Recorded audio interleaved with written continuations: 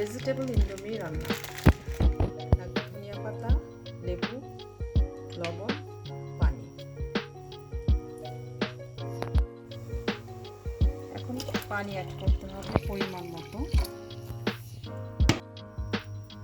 পানিটা ফুটে উঠতে হবে। ফুটন্ত গরম পানির মধ্যে ইন্ডোমি ছেড়ে দিতে হবে।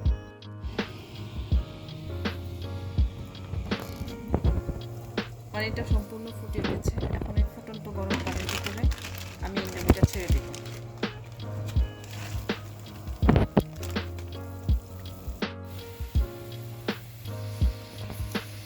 এখন অ্যাড করছি ইন্ডোমির ভিতরে যে স্পাইস থাকে, সল্ট এবং মরিচ, সেটা অ্যাড করে দিচ্ছি এখানে। তার সাথে অ্যাড করছি এখানে দেওয়া যে ছিল ওয়েলটা মিক্স করছি এখানে।